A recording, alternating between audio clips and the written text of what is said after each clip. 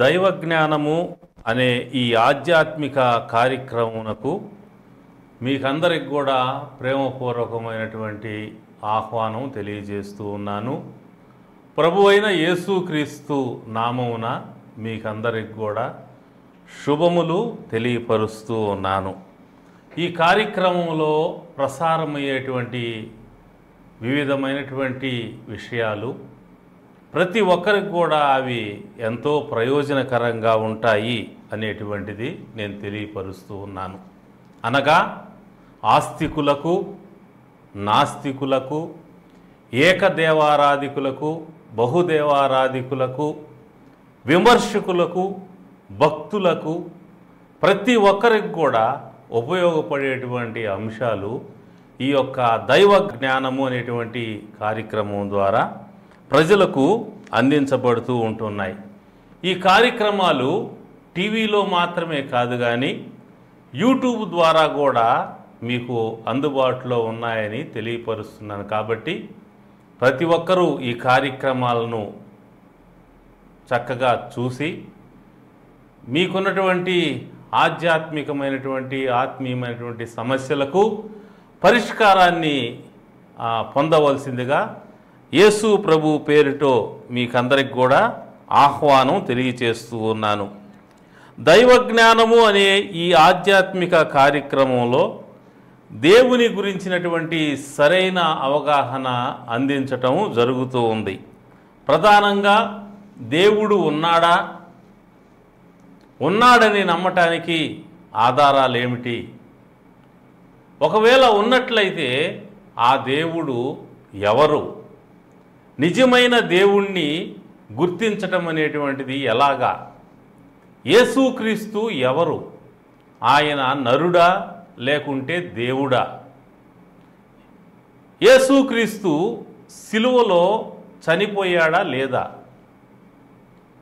సిలువలో చనిపోయి సిలువలోనే ఆయన తిరిగి బ్రతికాడా, లేకుంటే సిలువలో దించిన తర్వాత బ్రతికాడా, లేకపోతే ఆయన చనిపోయి తిరిగి బ్రతికాడా, ఇలాంటి విషయాలు ఈ కార్యక్రమంలో వివరంగా తెలియజేయబడతాయి. అలాగే మనిషి అంటే ఏంటి, మనిషిలో ఆత్మ అనేటువంటిది ఎక్కడ ఉంటుంది, ఆత్మ అనేది మన కంటికి ఎందుకు కనపడదు, మనిషి చనిపోయిన తర్వాత మనిషి యొక్క ఆత్మ ఎక్కడికి వెళ్తుంది, పరలోకము నరకము అనేటువంటివి ఉన్నాయా అనేటువంటి విషయాలు కూడా ఈ కార్యక్రమంలో తెలియజేయడం జరుగుతుంది. వీటితో పాటు యుగాంతం అనేటువంటిది ఎప్పుడు జరుగుతుంది, యుగాంతం జరిగే సమయంలో ప్రపంచంలో జరిగేటువంటి పరిణామాలు ఎలా ఉంటాయి, యుగాంతము పిదప మరి ఈ యొక్క ప్రపంచం అనేది ఉంటుందా ఉండదా, ఉంటే ఎలా ఉంటుంది, యేసుక్రీస్తు రెండవ రాకడకు యుగాంతానికి ఉన్నటువంటి సంబంధం ఏంటి, తదితరమైన విషయాలన్నీ కూడా ప్రజలందరికీ కూడా ఉపయోగపడే విధంగా ఈ యొక్క కార్యక్రమంలో అందించటం జరుగుతూ ఉంది. కాబట్టి ప్రతి ఒక్కరూ ప్రతి కార్యక్రమాన్ని శ్రద్ధగా వినాల్సిందిగా, చివరి వరకు వినాల్సిందిగా, మరి మీరు వినటం మాత్రమే కాదు కానీ కొంతమందికి కూడా ఈ కార్యక్రమాన్ని, ఈ ప్రసారాలని మీరు పరిచయం చేసి వారు కూడా దైవ జ్ఞానం పొందుకొని ఆధ్యాత్మికమైనటువంటి మేళ్ళు ఆశీర్వాదాలు అనుభవించే విధంగా ప్రోత్సహించవలసిందిగా మిమ్మల్ని కోరుతూ ఉన్నాను. నేటి కార్యక్రమంలో దేవుడు ఉన్నాడా అను అంశం మీద వివరణ ఉంటూ ఉన్నది. కాబట్టి జాగ్రత్తగా చివరి వరకు ప్రతి ఒక్కరూ ఆలకించవలసిందిగా కోరుతూ ఉన్నాను. దేవుడు ఉన్నాడా అనేటువంటి ప్రశ్నకు 3 రకములైనటువంటి జవాబులు ప్రజల్లో వస్తూ ఉన్నాయి. మొదటిది దేవుడు ఉన్నాడని కొందరు అంటారు. రెండవది దేవుడు లేడు అని ఇంకొందరు అంటారు. మూడవది ఉన్నాడనుకునే వాళ్ళకి ఉన్నాడు, లేడనుకునే వాళ్ళకి లేడు అనేటువంటి జవాబు మరికొందరి నుంచి వస్తూ ఉన్నది. ఈ మూడవ జవాబు ఎలాంటిది అంటే, మీ ఇంట్లో ఏసీ ఉన్నదా అని ప్రశ్న వేసినప్పుడు ఉన్నదనుకునే వాళ్ళకి ఉన్నది, లేదనుకునే వాళ్ళకి లేదు అనేటువంటి జవాబు చెబితే ఎలా ఉంటుందో, దేవుడు ఉన్నాడా అనే ప్రశ్నకు ఉన్నాడనుకునే వాళ్ళకి ఉన్నాడు, లేడనుకునే వాళ్ళకి లేడు అనేటువంటి జవాబు కూడా అలాంటిదే. కాబట్టి ఇది సరైనటువంటి జవాబు కాదు అనేటువంటి విషయాన్ని మరి ఇలాంటి అభిప్రాయం కలిగినటువంటి వారు గుర్తించి సరైనటువంటి జవాబు కొరకు ప్రయత్నం చేయవలసిందిగా కోరుతూ ఉన్నాను. అలాంటి ప్రయత్నం ఈ యొక్క కార్యక్రమం వినటం ద్వారా మీరు చేసిన వారు అవుతారు. కాబట్టి ఈ కార్యక్రమం విని వివరాలు తెలుసుకోవాల్సిందిగా, సత్యాన్ని గుర్తించాల్సిందిగా అటువంటి వారికి మొదటిగా నేను మనవి చేస్తూ ఉన్నాను. ఇక మిగిలిన 2 జవాబులు, దేవుడు ఉన్నాడు అని కొంతమంది అంటే, దేవుడు లేడు అని మరి కొంతమంది అంటూ ఉన్నారు. మరి ఇలాంటి 2 రకాల జవాబులు ఉన్నప్పుడు ఈ రెండింటిలో ఏది కరెక్టు? ఉన్నాడు అనేది కరెక్టా, లేక లేడు అనేటువంటిది కరెక్టా? మరి ఈరోజు దాని గురించి మనం వివరంగా తెలుసుకుందాం. మొదటిగా దేవుడు లేడు అనేటువంటి వాదన చేసేటువంటి వారు చెప్పేటువంటి వివరణ ఏమిటంటే, భూమి ఉన్నది కనపడుతున్నది, ఆకాశం ఉన్నది కనపడుతున్నది, సూర్యుడు చంద్రుడు నక్షత్రాలు ఉన్నాయి కనపడుతూ ఉన్నాయి. అలాగున్నే దేవుడు కూడా ఉంటే కనపడాలి కదా. దేవుడు కనపడటం లేదు కాబట్టి దేవుడు లేడు అనేటువంటిది వారి యొక్క వాదన అయి ఉంటూ ఉన్నది.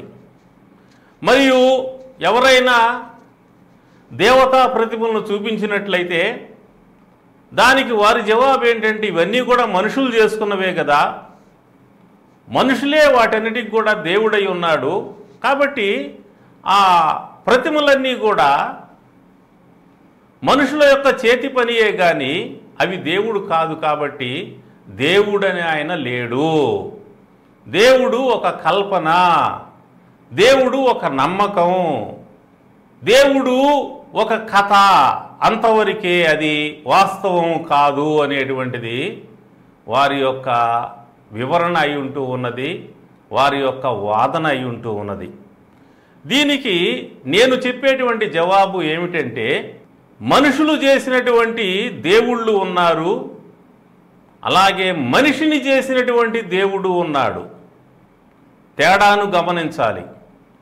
మనుషులు చేసినటువంటి దేవుళ్ళు సృష్టిలో చాలామంది ఉన్నారు వివిధ దేశాల్లో. అలాగే ఈ మనుషులందరినీ చేసిన దేవుడు ఉన్నాడు. ఆ దేవుణ్ణి గురించి నేను ఈ కార్యక్రమం ద్వారా తెలియజేయాలని ఆశిస్తూ ఉన్నాను.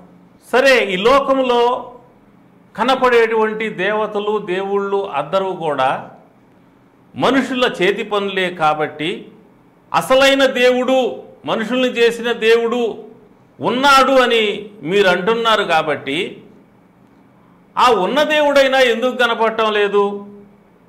అది ఇంకా కొందరి వాదన. అంటే ఈ లోకంలో మనుషులు చేసిన దేవుళ్ళంతా కూడా దేవుడు కాదు, వాళ్ళు మనుషుల చేతి పనియే. అయితే మనుషుల్ని చేసిన దేవుడు, సృష్టిని చేసిన దేవుడు ఒక ఆయన ఉన్నాడని అంటున్నారు కదా మీరు. ఉంటే మరి ఆ దేవుడు ఎందుకు కనపడటం లేదు? ఆ దేవుడు ఎక్కడున్నాడు? ఉంటే కనపడాలి కదా. కనపడకపోవటం వల్ల ఆ దేవుడు లేడు. మీరు చెప్పే దేవుడు కూడా లేడు, మనుషుల్ని చేసిన దేవుడు కూడా లేడు, సృష్టికర్త అయిన దేవుడు కూడా లేడు. ఎందుకంటే ఉంటే కనపడాలి కదా.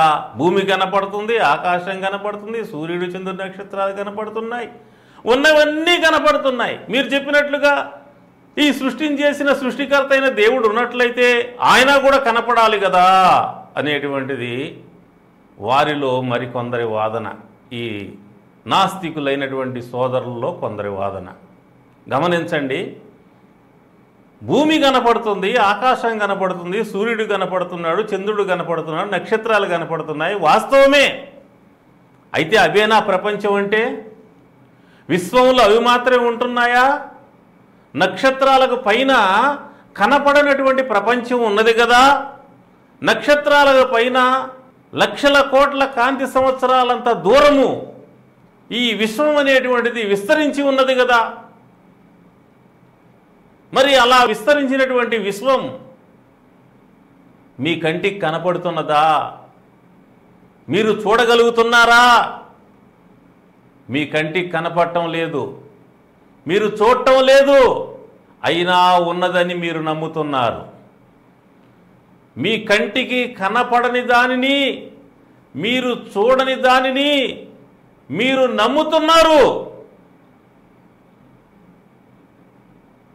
కంటికి కనపడితేనే నమ్ముతున్నారా? మీరు కనపడకపోయినా కూడా నమ్ముతున్నారు కదా, చూడకపోయినా కూడా నమ్ముతున్నారు కదా.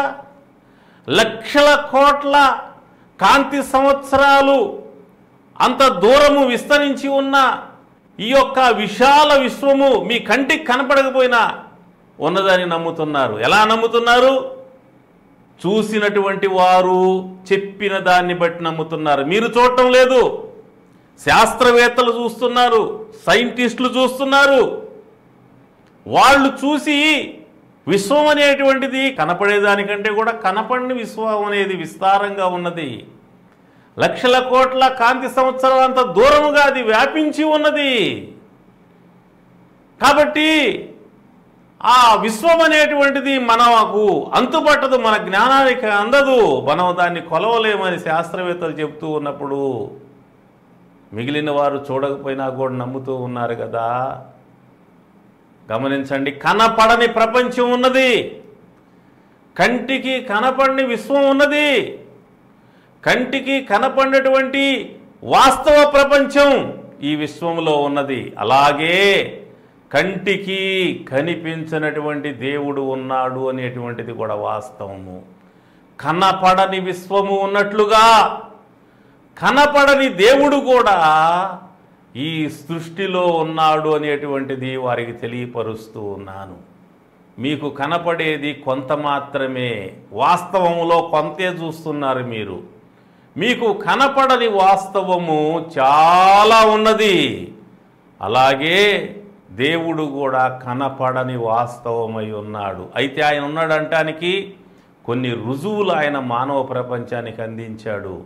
దేవుని పక్షంగా దేవుడు ఉన్నాడు అని నమ్మేటువంటి వారి పక్షంగా నేను ఆ విషయాల్ని, ఆ ఆధారాల్ని, ఆ సాక్ష్యాలని మీకు అందించబోతున్నాను. ఈ కార్యక్రమంలో జాగ్రత్తగా ఆలకించాల్సిందిగా కోరుతూ ఉన్నాను. ఈ యొక్క నాస్తిక సోదరుల్లోనే మరికొందరు వేసే ప్రశ్న ఏంటంటే, దేవుడు ఉన్నట్లయితే ఈ ప్రపంచంలో హత్యలు ఎందుకు జరుగుతున్నాయి, మానభంగాలు ఎందుకు జరుగుతున్నాయి, దోపిడీలు ఎందుకు జరుగుతున్నాయి, అవినీతి ఎందుకు జరుగుతున్నది, రకరకాలైనటువంటి నేరాలు ఎందుకు జరుగుతూ ఉన్నాయి? ఇవన్నీ జరుగుతూ ఉన్నాయి కాబట్టి దేవుడు లేడు అని వారు వాదిస్తారు. నాస్తిక సోదరులే కాదు, ఆస్తిక సోదరులు అంటే దేవుడున్నాడు నమ్మేటువంటి వారు కూడా ఒక్కొక్కసారి దేవుడు లేడు అని అడ్డం తిరుగుతారు. వాళ్ళకి మేలు జరిగితే దేవుడున్నాడు అంటారు, వాళ్ళకి కీడు జరిగిందంటే దేవుడు లేడని అడ్డం తిరుగుతారు. అంటే వీళ్ళకి దేవుడు ఉన్నాడనే విషయము, లేడనే విషయము వీళ్ళకి సరిగా తెలియదు. ఆస్తికులలో దేవుడు నమ్ముతున్నామని చెప్పేవారిలో ఎక్కువ వర్గం వీళ్ళే, ఎక్కువ శాతం వీళ్ళే. మేలు జరిగితే దేవుడున్నాడు దేవుడున్నాడు అని సంతోషంగా కేకలు వేస్తారు. దేవుడున్నాడు, చూస్తున్నాడు, మాకు మేలు చేశాడని అరుస్తారు. వాళ్ళకి కష్టం కలగంగానే, కీడు జరగంగానే, నష్టం జరగంగానే, ప్రమాదం జరగంగానే ఏమైపోయాడు దేవుడు? దేవుడు ఎక్కడున్నాడు? దేవుడు అంటే మాకెందుకు జరిగింది? అన్ని మతాల్లో ఉన్నటువంటి దేవుణ్ణి నమ్మేటువంటి వారిలో ఇలాంటి భావన ఉంటుంది. అన్ని మతాల వారు కూడా ఇలాంటి భావనకు గురయ్యేటువంటి పరిస్థితులు వస్తాయి.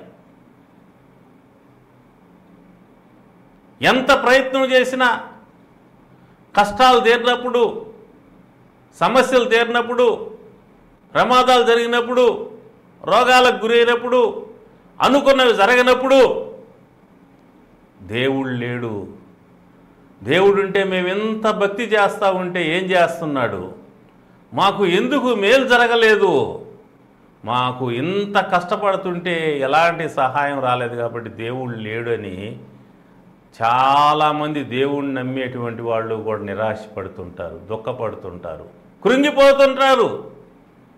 దేవుడు లేడని ఒక నిరాశ నిస్పృహలోకి వెళ్ళిపోతుంటారు. అలాంటి వారికి కూడా ఈ కార్యక్రమం ద్వారా మీ పరిస్థితులను బట్టి దేవుడు మారడు. మీ పరిస్థితులు మారుతుంటాయి.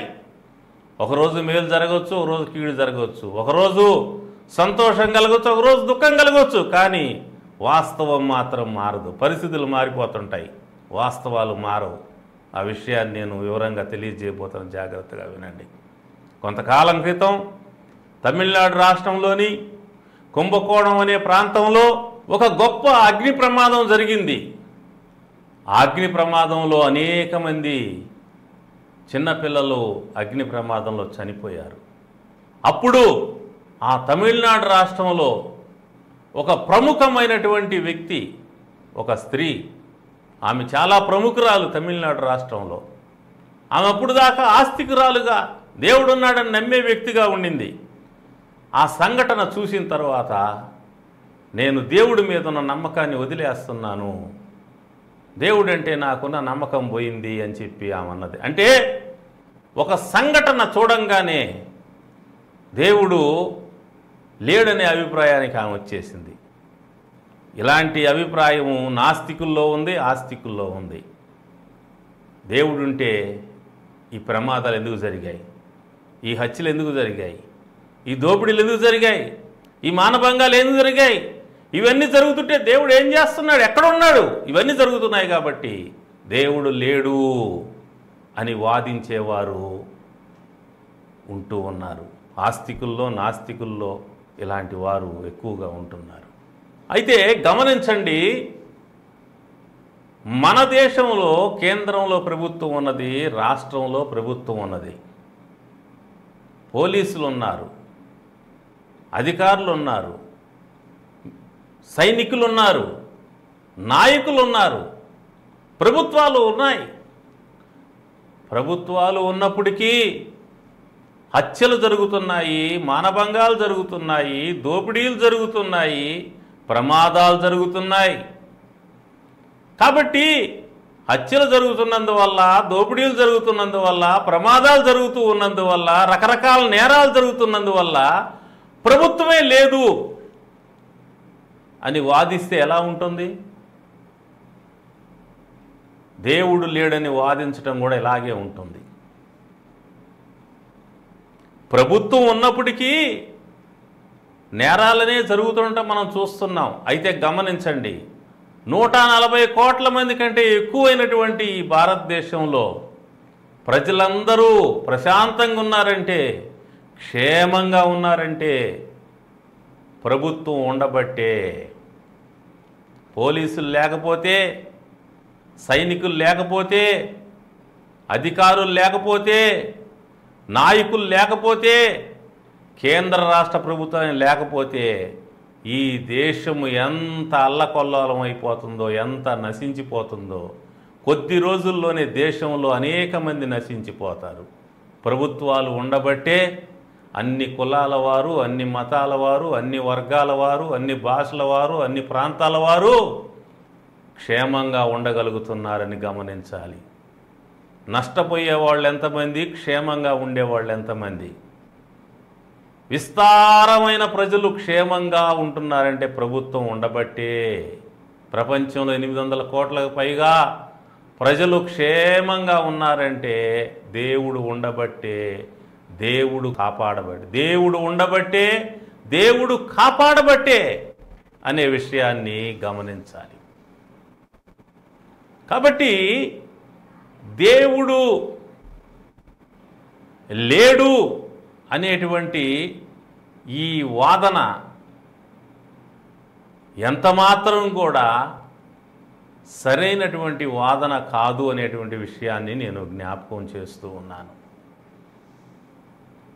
కనపడుటగా లేదు కాబట్టి దేవుడు లేడు అనటము సరికాదు. కనపడని విశ్వం ఎంతో ఉంది, అది వాస్తవము. అలాగే కనపడని విశ్వము ఎలాగూ వాస్తవమో, కనపడని ప్రపంచం ఎలాగూ వాస్తవమో, కనపడని దేవుడు కూడా అలాగే వాస్తవము. నేరాలు ఘోరాలు జరుగుతున్నాయి కాబట్టి ప్రభుత్వం లేదు అని వాదించటం ఎంత తప్పో, నేరాలు ఘోరాలు జరుగుతున్నాయి కాబట్టి దేవుడు లేడని వాదించటం కూడా అంతే తప్పు అవుతుందనే విషయాన్ని జ్ఞాపకం చేస్తూ, దేవుడు లేడు అనేటువంటి ఈ వాదనలన్నీ కూడా కేవలము బలహీనమైనటువంటివని నేను తెలియపరుస్తూ, బలమైనటువంటి అంశము దేవుడు ఉన్నాడు అనేటువంటి బలమైన వాస్తవానికి కావలసిన ఆధారాలని నేను అందించబోతూ ఉన్నాను. కాబట్టి జాగ్రత్తగా ఈ యొక్క కార్యక్రమమును చివరి వరకు మిస్ కాకుండా అందరూ వినవలసిందిగా, ఇతరులకు కూడా వినిపించవలసిందిగా కోరుతూ ఉన్నాను. దేవుడు ఉన్నాడు అనటానికి 3 ముఖ్యమైన ఆధారాలని దైవ గ్రంథమైనటువంటి బైబిల్లో నుంచి నేను తెలియజేయాలని ఆశిస్తూ ఉన్నాను. బైబిల్ అనగానే ఇది మన మతం కాదులే, ఇది వేరే వాళ్ళ మతము, ఇది మత ప్రచారం అని భావించి వెళ్ళిపోవద్దు. వినండి, తెలుసుకోండి. వాస్తవము అనిపిస్తే అంగీకరించండి, వాస్తవం అనిపించకపోతే వదిలేసేయండి. బలవంతం ఏమీ లేదు. నేను మీ దగ్గరికి వచ్చి మిమ్మల్ని బలవంతంగా మార్చేది ఏమీ లేదు. కాబట్టి వినండి. నేను కూడా ఒకప్పుడు దేవుడు లేడు అనేటువంటి భావనలో ఉన్నవాడిని. తరువాత దేవుడు ఉన్నాడనే వాస్తవాన్ని తెలుసుకొని ఆ వాస్తవాలని ఈ విధంగా సందేశ రూపంలో తెలియపరుస్తున్నాను. కాబట్టి జాగ్రత్తగా ఆలకించాల్సిందిగా కోరుతున్నాను. దేవుడు ఉన్నాడంటానికి 3 ముఖ్యమైన ఆధారాలని బైబిల్లోంచి నేను చూపించాలని ఆశిస్తున్నాను. మొదటిది, దేవుడు ఉన్నాడని ఈ యొక్క సృష్టి అంతా కూడా సాక్ష్యం ఇస్తూ ఉన్నది. గమనించండి, ఒక శిల్పము ఉంది అంటే మనం జాగ్రత్తగా ఈ శిల్పం ఎలా వచ్చింది అని ఆలోచిస్తే దాని వెనక శిల్పి ఉన్నాడని మనకు అర్థమవుతుంది. అంటే శిల్పి అంటే శిల్పాన్ని తయారు చేసిన వ్యక్తి. శిల్పము ఉంది అంటే శిల్పి ఉన్నాడని అర్థం. ఒక పుస్తకం, మంచి పుస్తకం నువ్వు చదివావు అంటే ఆ పుస్తకం ఎలా వచ్చింది అని ఆలోచిస్తే దాని వెనక రచయిత ఉన్నాడు అని అర్థమవుతుంది. శిల్పము ఉంది అంటే శిల్పి ఉన్నాడని అర్థము. పుస్తకము ఉన్నది అంటే రచయిత ఉన్నాడని అర్థం. లేదండి, శిల్పము ఏ శిల్పి చేయలేదు, దానంతట అదే వచ్చేసింది. పుస్తకము ఏ రచయిత రచించలేదు, దానంతట అదే వచ్చేసింది అని ఎంత గొప్ప శాస్త్రవేత్త చెప్పినా కూడా వినేవాళ్ళు ఏమంటారంటే వాడిని పిచ్చోడు అంటారు. ఎవరు నమ్మరు. ఆయన ఎంత గొప్ప శాస్త్రవేత్త కావచ్చు, నోబెల్ ప్రైజు పొందినవాడు కావచ్చు, ప్రపంచ ప్రఖ్యాతిగాంచిన ఐశ్వర్యవంతుడు అయి ఉండొచ్చు, మహామేధావి అయి ఉండొచ్చు గాక, శిల్పం దానంతట అదే వచ్చిందంటే ఎవడూ నమ్మడు. పుస్తకం దానంతట అది వచ్చేందంటే ఎవడూ నమ్మడు. అయితే ఈ సృష్టి దానంతట అదే పుట్టిందంటే మాత్రము నమ్మేవాళ్ళు చాలామంది ఉన్నారు. ఎంత అమాయకులో కదా. శిల్పం వచ్చిందంటే నమ్మరు, దానంతట అదే. పుస్తకం వచ్చిందంటే నమ్మరు, దానంతట అదే. కానీ సృష్టి వచ్చిందంటే మాత్రము, సృష్టి ఎలా వచ్చిందంటే దానంతట అదే వచ్చేసింది. ఎంత అమాయకమైన వాదన, ఎంత అమాయకమైన నమ్మకం. గమనించండి, ఎంత గొప్ప అధికారులైనా, ఎంత గొప్ప నాయకులైనా, ఎంత గొప్ప శాస్త్రవేత్తలైనా, ఎంత గొప్ప మేధావులైనా, ఎంత గొప్ప వారైనప్పటికి కూడా చాలామంది దేవుడి విషయంలో అమాయకంగా ఉన్నారు, జ్ఞానము లేనివారుగా ఉన్నారు, దైవ జ్ఞానము లేనివారుగా అనేక మంది ఉంటూ ఉన్నారు. దైవ జ్ఞానము లేనివారుగా అనేకులు ఉన్నారు అనేది ఎంతో వాస్తవము. శిల్పము దానంతటా అదే రాలేదు, శిల్పి చేస్తే వచ్చింది. పుస్తకము దానంతట అదే రాలేదు, రచయిత రచిస్తే వచ్చింది. అలాగే సృష్టి కూడా దానంతట అదే రాలేదు, సృష్టికర్త సృష్టిస్తే వచ్చింది. సృష్టికర్త లేకుండా సృష్టి లేదు, శిల్పి లేకుండా శిల్పం లేదు, రచయిత లేకుండా పుస్తకం లేదు, సృష్టికర్త లేకుండా సృష్టి లేదు అని ప్రతి ఒక్కరూ ఈ సందర్భంగా గుర్తించాల్సిందిగా, గమనించాల్సిందిగా, అర్థం చేసుకోవాల్సిందిగా నేను కోరుతూ ఉన్నాను. ఈ విషయాన్ని దైవ గ్రంథంలో నుంచి కీర్తనలు 19వ కీర్తనలో మనము చూడగలుగుతాం. ఆకాశములు దేవుని మహిమను వివరించుచున్నవి, అంతరిక్షము ఆయన చేతి పని ప్రచురపరచుచున్నది. పగటికి పగలు బోధ చేయుచున్నది, రాత్రికి రాత్రి జ్ఞానము తెలుపుచూ ఉన్నది. గమనించండి, సృష్టి గురించి రాయబడింది. ఆకాశములు దేవుని మహిమను వివరించుచున్నవి, అంతరిక్షము ఆయన చేతి పని ప్రచురపరుచున్నది. పగలు బోధ చేస్తుంది, రాత్రి జ్ఞానము తెలుపుతూ ఉన్నది. అనగా పగలు రాత్రి ఆకాశములు విశ్వమంతా కూడా తనను నిర్మించినటువంటి సృష్టికర్త గురించి ప్రకటన చేస్తూ ఉన్నది. ఆకాశములు దేవుని మహిమను వివరించుచున్నవి అనేమాట. సాక్ష్యమిస్తుంది సృష్టి, వివరిస్తుంది, బోధిస్తుంది, తెలియజేస్తుంది. శిల్పం ఏ విధంగా శిల్పి గురించి మౌనంగా సాక్ష్యమిస్తుందో, పుస్తకం ఏ విధంగా రచయిత గురించి మౌనంగా సాక్ష్యమిస్తుందో, ఈ సృష్టి అంతా కూడా సృష్టికర్త గురించి సాక్ష్యమిస్తూ ఉన్నది. సృష్టికర్త ఉన్నాడు అని. ఇదే విషయాన్ని బైబిల్లోని యోబు గ్రంథంలో రాయబట్టి ఉంటే మనం చూస్తాం. 12వ అధ్యాయము 7 నుంచి 9 వచనాలను చదువుతున్నాను, గమనించండి. అయినను మృగములను విచారించుము, అవి నీకు బోధించును.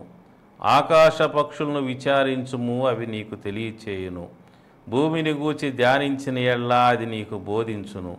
సముద్రంలోని చేపలు నీకు దాన్ని వివరించును. వీటి అన్నిటినీ బట్టి యోచించుకునేలా యెహోవా హస్తము వీటిని కలుగు చేసినని తెలిసి కొనలేని వాడెవడు. అంటే ఈ సృష్టి జీవరాశి అంతా కూడా దేవుని గురించి సాక్ష్యం ఇస్తూ ఉన్నాయి. ఈ సృష్టింపబడిన వస్తువులన్నీ, ఈ జీవులన్నిటినీ గురించి మనిషి ఆలోచించినప్పుడు ఈ శిల్పము ఎలా వచ్చింది అని ఆలోచించినట్లుగా, ఈ పుస్తకము ఎలా వచ్చింది అని ఆలోచించినట్లుగా, ఈ భూమి ఎలా వచ్చింది, ఆకాశం ఎలా వచ్చింది, సూర్యుడు చంద్రుడు నక్షత్రాలు ఎలా వచ్చారు అని ఆలోచించినట్లయితే మనిషికి ఒక విషయం అర్థమవుతుంది. ఏమిటంటే వీటన్నిటినీ కలుగు చేసిన సృష్టికర్త ఉన్నాడు అని. ఈ వాస్తవము తెలుసుకోవటానికి మనిషికి ఏ బోధకుడు అవసరం లేదు. మనిషి యొక్క ఆలోచన చాలు. సృష్టిని చూసి సృష్టికర్త ఉన్నాడని మనిషి గుర్తించగలుగుతున్నాడు. అడవిలో మనుషులు కూడా ఈ సృష్టిని చూసినప్పుడు ఈ సృష్టి మొత్తాన్ని కలుగు చేసిన సృష్టికర్త ఒకరు ఉన్నారు అనేటువంటిది వారికి కూడా అర్థమవుతుంది. అన్ని భూలోకంలో ఉండే అన్ని దేశాల్లో ఉండేటువంటి ప్రజలు అందరికి కూడా అర్థమయ్యే విషయం ఏంటి, సృష్టికర్త ఉన్నాడు అని. సృష్టి ఉంది కాబట్టి సృష్టికర్త ఉన్నాడు. అందుకే రోమా పత్రికలో 1వ అధ్యాయము 20వ వచనమునందు ఈ విధంగా రాయబడి ఉన్నది. ఆయన అదృశ్య లక్షణములు అనగా ఆయన నిత్యశక్తియు దైవత్వము జగదుత్పత్తి మొదలుకొని సృష్టింపబడిన వస్తువులను ఆలోచించడం వల్ల తేటపడుచున్నవి అని అంటాడు. ఆయన దైవత్వము, ఆయన అదృశ్య లక్షణాలంటే ఆయన దైవత్వము, ఆయన నిత్యశక్తి, దేవుని యొక్క దైవత్వము, దేవుని యొక్క శక్తి, దేవుని యొక్క ఉనికి అంతా కూడా మనిషికి ఎలా తెలుస్తుందంటే సృష్టింపబడిన వస్తువులని గురించి మనిషి ఆలోచించటం ద్వారా. కాబట్టి సృష్టికర్త ఉన్నాడు అనటానికి బలమైన ఆధారం ఏంటంటే ఈ సృష్టి. ఈ సృష్టికర్త లేకుండా సృష్టి లేదు, శిల్పి లేకుండా శిల్పం లేదు, అలాగే సృష్టికర్త లేకుండా సృష్టి లేదు. సృష్టి తనంతట తానే వచ్చిందనేటువంటి చెప్పే సిద్ధాంతము అది సంపూర్ణంగా తప్పై ఉంటూ ఉన్నది. సృష్టి తనంతట తాను రాలేదు, కానీ సృష్టికర్త చేస్తే వచ్చింది. అందుకనే బైబిల్ గ్రంథంలో ఒక మాట రాయబడింది, ఆదికాండం 1వ అధ్యాయం 1వ వచనంలో, ఆది యందు దేవుడు భూమి ఆకాశమును సృజించెను. దేవుడు సృజించాడు భూమిని, ఆకాశాన్ని, సూర్యచంద్ర నక్షత్రాలని. కాబట్టి సృష్టి తన సృష్టికర్త గురించి తెలియపరుస్తున్నది. రెండవ ఆధారం, దేవుడు ఉన్నాడు అనటానికి రెండవ ఆధారం ఏంటంటే లేఖనములు. లేఖనములు అంటే బైబిల్ గ్రంథంలో ఉన్నటువంటి రచనలు. ఇవి దేవుడు ఉన్నాడని ప్రపంచానికి తెలియపరుస్తూ ఉన్నాయి. యేసు ప్రభువు ఈ లోకంలోకి వచ్చినప్పుడు ఒక మాట అన్నాడు ఆయన. యోహాను సువార్త 5వ అధ్యాయము 39వ వచనంలో ఆ మాట ఉన్నది. అక్కడ ఈ విధంగా రాయబడి ఉన్నది, లేఖనములయందు మీకు నిత్యజీవము కలదని తలంచుచు వాటిని పరిశోధించున్నారు, అవే నన్ను గూర్చి సాక్ష్యమిచ్చుచున్నవి. అవే నన్ను గూర్చి సాక్ష్యమిచ్చుచు ఉన్నవి. అవే అంటే లేఖనములు. లేఖనములు అంటే ఈ బైబిల్ గ్రంథములో భక్తులైనటువంటి వారు రాసినటువంటి రచనలు. లేఖనములు కొన్ని పాత నిబంధనలో ఉన్నాయి, కొన్ని నూతన నిబంధనలో ఉన్నాయి. పాత నిబంధనలో భక్తులైన వారు దేవుణ్ణి చూసి రాశారు. నూతన నిబంధనలో భక్తులైన వారు దేవుణ్ణి చూసి రాశారు. కాబట్టి వారు రాసినటువంటి రచనలు దేవుడు ఉన్నాడంటానికి సాక్ష్యాలై ఉంటున్నాయి, ఆధారాలై ఉంటున్నాయి. ఉదాహరణకి పాత నిబంధనలో మొదటి 5 పుస్తకాలను ధర్మశాస్త్రం అంటారు. ఈ ధర్మశాస్త్రం మోషే రాశాడు.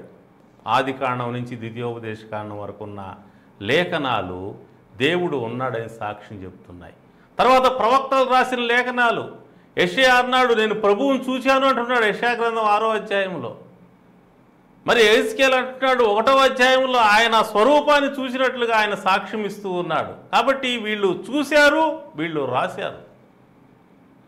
దేవుడు ఉన్నాడంటానికి ఆధారం ఏంటంటే దేవుణ్ణి చూచినటువంటి వారు రాసినటువంటి లేఖనములు, రచనలు. అవి పాత నిబంధనలో ఉన్నాయి. నూతన నిబంధనలో దేవుడు భూమి మీదకి వచ్చాడు.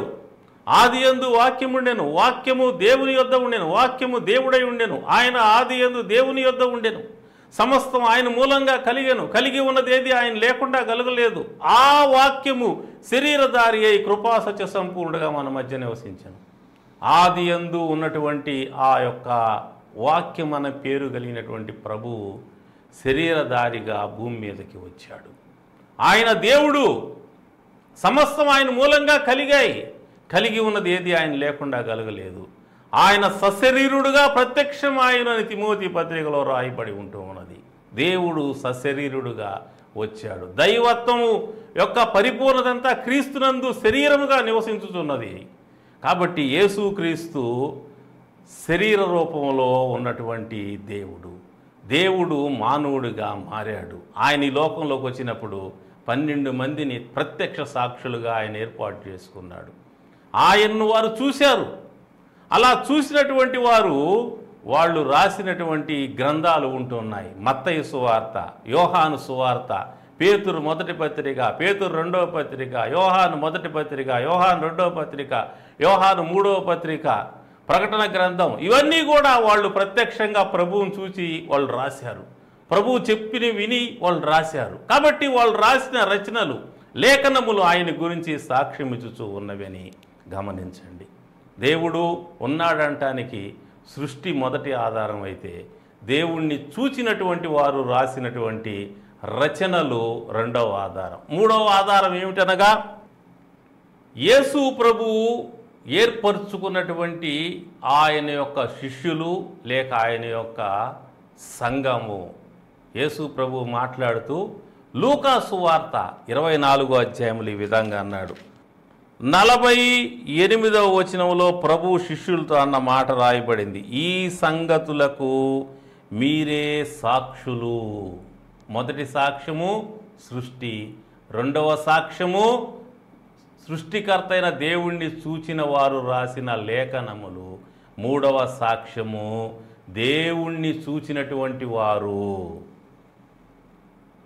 ఈ సంగతులకు మీరే సాక్షులు. అపోస్తల కార్యములు 1:8 అంటాడు, పరిశుద్ధాత్మ మీ మీదికి వచ్చినప్పుడు మీరు యెరూషలేములోను యూదయ సమరయ దేశములయందు భూదిగంతముల వరకు నాకు సాక్షులయ్యుందురు. నాకు సాక్షులు, దేవునికి సాక్షులు.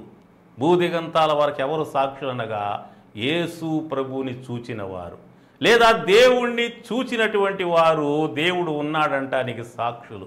వారు యేసు ప్రభువుని చూశారు, ఆయన చేసిన అద్భుతాలు చూశారు, ఆయన శిలువలో చనిపోయింది చూశారు, తిరిగి లేచిన తర్వాత 40 రోజులు ఉండగా అది చూశారు, ఆయన పైలోకానికి పరలోకానికి శరీరంతో పైకి వెళ్తూ ఉంటే అది చూశారు.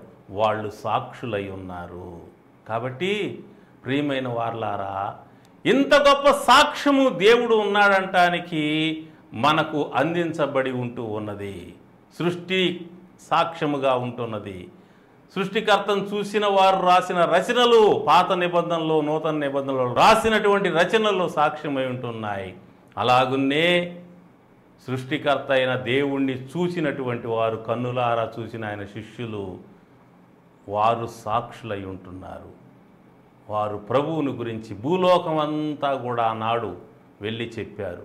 12 మందితో ప్రారంభమైనటువంటి దేవుని యొక్క సాక్షుల సమూహం ఈనాడు ప్రపంచంలో ఒక అంచనా ప్రకారం 300 కోట్ల మందికి పైగా వ్యాపించి ఉన్నది. ప్రపంచంలో అత్యధిక శాతం విశ్వాసం కలిగిన ప్రజలు ఎవరనగా క్రీస్తును నమ్మినటువంటి వారే. అంతగా వ్యాపించిందంటే కారణం దాని వెనుక సత్యము ఉన్నది, వాస్తవము ఉన్నది.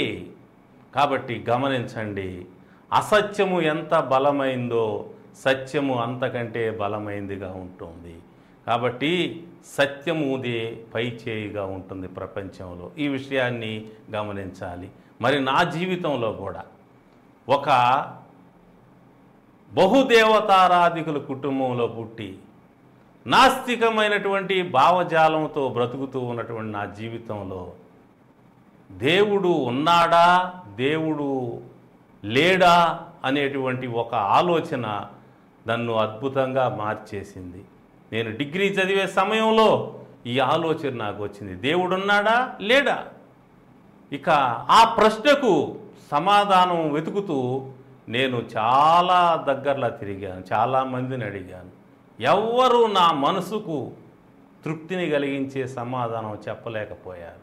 చివరికి ఒకరోజు రాత్రి వేళ నా యొక్క మేడ మీద నేను తిరుగుతూ ఆకాశం వైపు చూస్తూ ఉన్నప్పుడు ఆకాశంలోంచి ఒక స్వరం వినపడింది, నీవు చూస్తున్న ఈ సృష్టి అంతా ఎలా వచ్చింది, దేవుడు లేకపోతే నీవు చూస్తున్నటువంటి ఈ యొక్క సృష్టి అంతా ఎలా వచ్చింది అనేటువంటి ఒక ప్రశ్న నాకు వేయబడింది. ఒక స్వరం నన్ను ప్రశ్నించడం జరిగింది.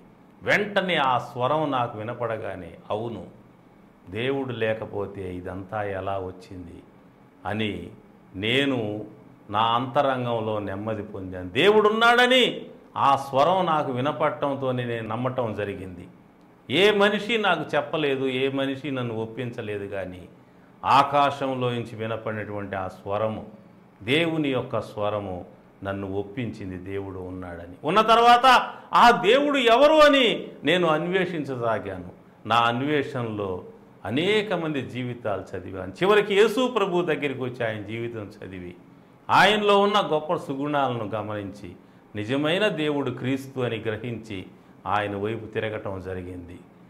మరి ఈ విషయాలన్నీ కూడా రాబోయేటువంటి ప్రసంగాల్లో, సందేశాల్లో మీకు అందించబడతాయి గమనించి. కాబట్టి దయవుంచి అందరూ జాగ్రత్తగా ప్రతి సందేశాన్ని ఆలకించాల్సిందిగా కోరుతూ ఉన్నాను. నా జీవితంలో 2012లో గొప్ప అనుభవాన్ని దేవుడిచ్చాడు నాకు. నా జీవితంలో 2012వ సంవత్సరంలో ఒక గొప్ప అద్భుతం దేవుడు చేశాడు. నా గొంతు మూగబోయింది. నా గొంతు లోపల గెడ్డ వచ్చింది. నేను విజయవాడ వెళ్ళి డాక్టర్ దగ్గర చూపించుకున్నాను. సంవత్సరం రోజులు మందులు వాడాను.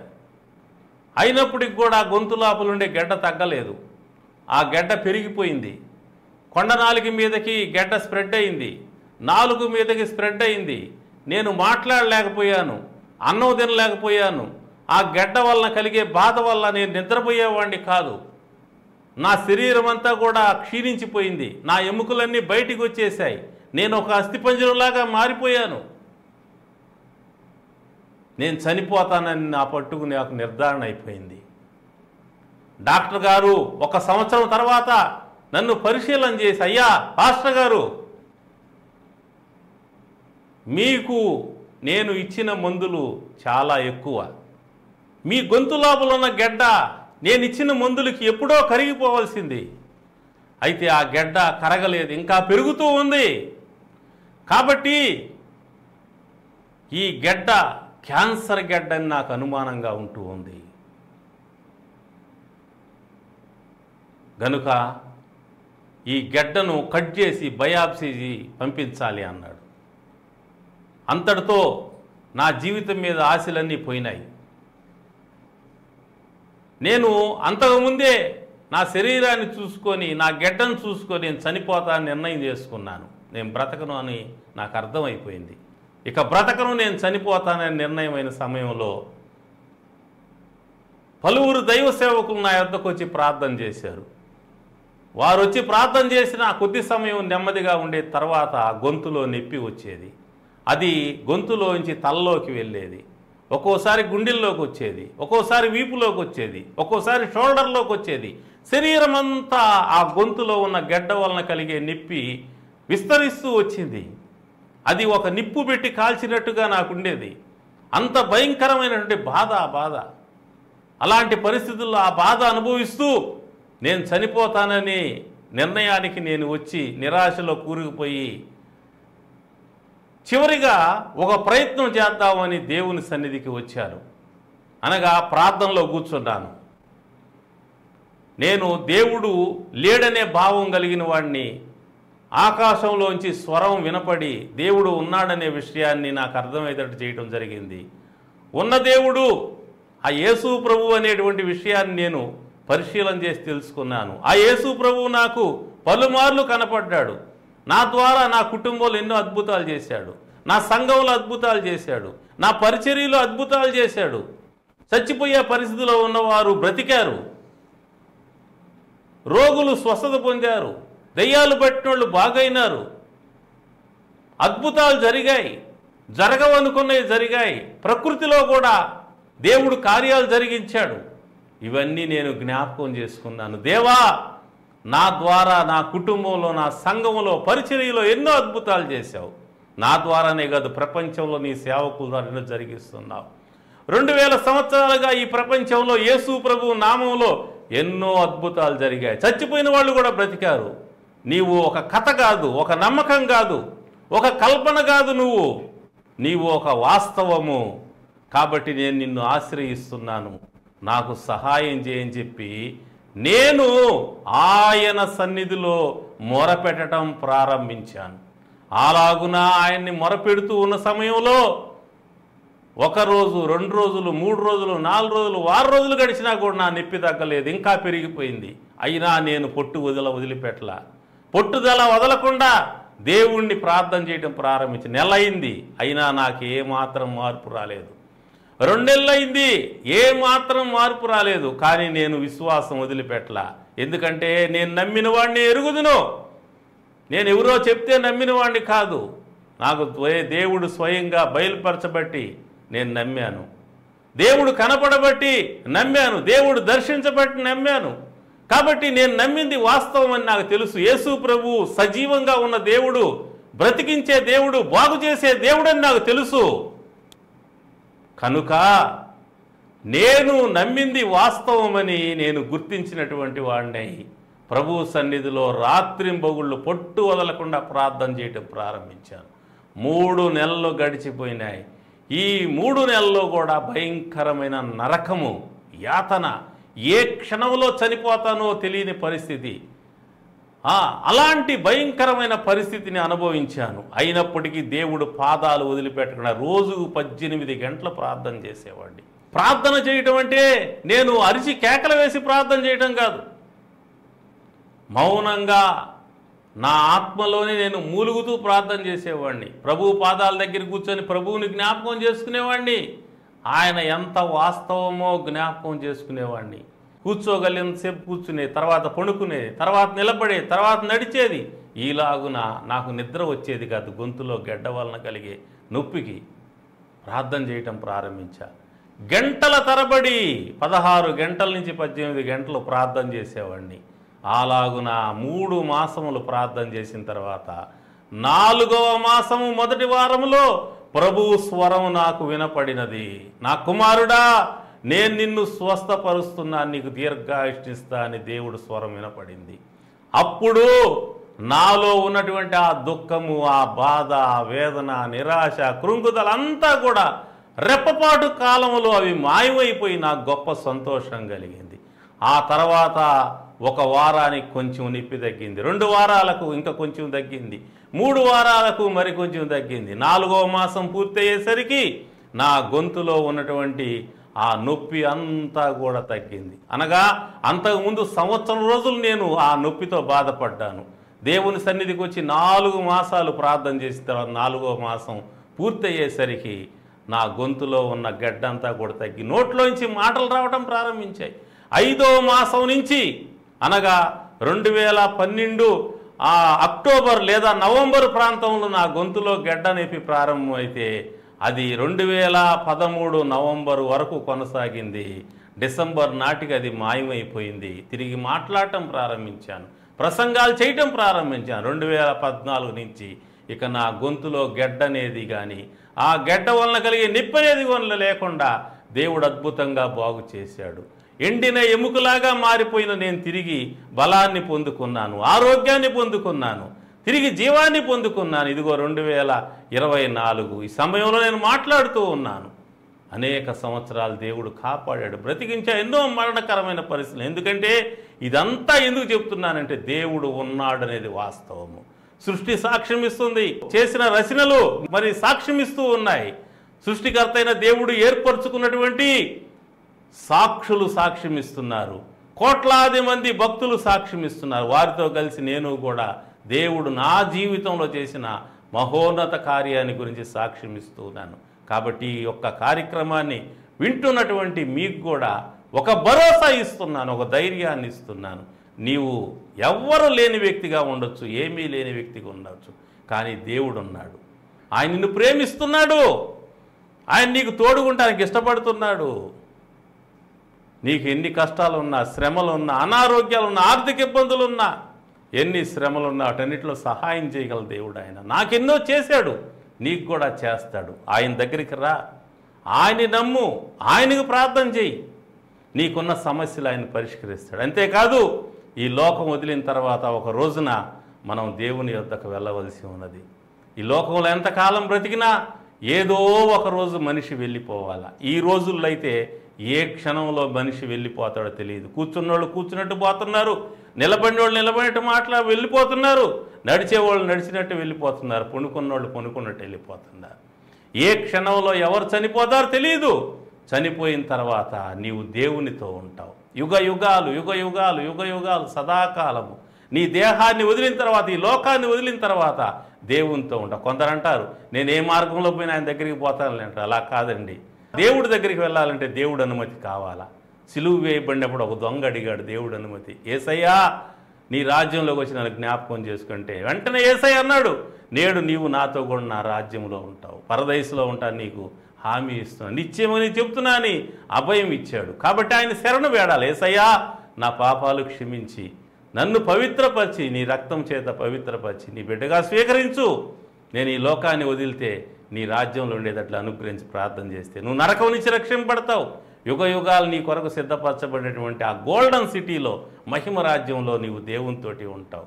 ఈ లోకంలో ఒకవేళ నువ్వు బ్రతికినంతకాలం దేవుడు నీతో ఉంటాడు, నిన్ను కాపాడుతాడు, నిన్ను రక్షిస్తాడు. పక్కన 1000 మంది పడినా, కుడిపక్క 10,000 మంది కూలిన అపాయం నీ వద్దకు రాకుండా, ఏ తెగులు నీకు సమీపించకుండా కాపాడుతావు. నువ్వు లోపల వచ్చినప్పుడు దీవించబడతావు, బయటికి వెళ్ళినప్పుడు దీవించబడతావు. ఈ లోకంలో నీ జీవితం దీవెనకరంగా ఉంటుంది.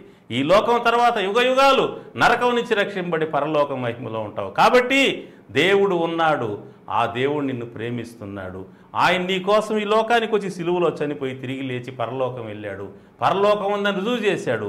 ఆయన ఎందు నమ్మిక ఉంచి ఆయన్ని ఆశ్రయిస్తే నీకు పరలోక వైభవం దొరుకుతుంది. భూలోకంలో మనశ్శాంతి, కాపుదల, భద్రత, ఆశీర్వాదం లభిస్తాయి. కాబట్టి ప్రభువు నద్దకు రమ్మని ప్రేమతో ఆహ్వానిస్తున్నా. ప్రభు మిమ్మల్ని అందరినీ బహుగా దీవించునుగాక. ప్రార్థన చేస్తాను. ప్రేమ కలిగిన తండ్రి, ఈ వాక్యం విన్న వారందరినీ దీవించండి. బలహీనలు బలపరచండి, కృంగిన వారిని లేవనెత్తండి, గుండె చెదిరిన వారిని బాగు చేయండి, దయ్యాలచే బాధపడుతున్న విడుదల కలుగు చేయండి, రోగులు స్వస్థత కలుగు చేయండి, మరణకరమైన పరిస్థితిలో ఉన్న మరణం నుంచి తప్పించండి. నాయన ప్రతి ఒక్కరికి కూడా సహాయం చేయండి. చదువుకునే వారికి సహాయం చేయండి, ఉద్యోగం కొరకు ప్రయత్నం చేసి సహాయం చేయండి, వివాహం కొరకు ప్రయత్నం చేసే సహాయం చేయండి, సంతానం కొరకు ప్రయత్నం చేసేవారు సహాయం చేయండి. ప్రతి ఒక్కరికి మీరు తోడుగుడు. అందరూ కూడా నీవు ఉన్నావనే విషయాన్ని గుర్తించి నిరాశపడక నిన్ను ఆశ్రయించి నీ సన్నిధిలో మొరపెట్టి వారి సమస్యల నుంచి విడుదల పొందటమే కాకుండా వారి పాప క్షమాపణ పొంది పరలోకంలో యుగాలు నీతో ఉండేటువంటి ఆ భాగ్యాన్ని పొందినట్లుగా ప్రతి ఒక్కరిని వారి కుటుంబాలు దీవించి క్షేమాన్ని ఇమ్మని, దైవజ్ఞానం ప్రతి ఒక్కరికి అనుగ్రహించి రక్షించమని కోరుకుంటూ యేసు ప్రభు పరిశుద్ధ నామంలో ప్రార్థించి స్తుతించి వేడుకుంటున్నాను తండ్రి. ఆమేన్. తండ్రి, కుమార, పరిశుద్ధ ఆత్మ త్రియేక దేవుని సన్నిధి, సమాధానం, సకల దీవెనలు మీకు మీ కుటుంబాలకు సదాకాలం తోడై ఉండుగాక. Amen. God bless you all.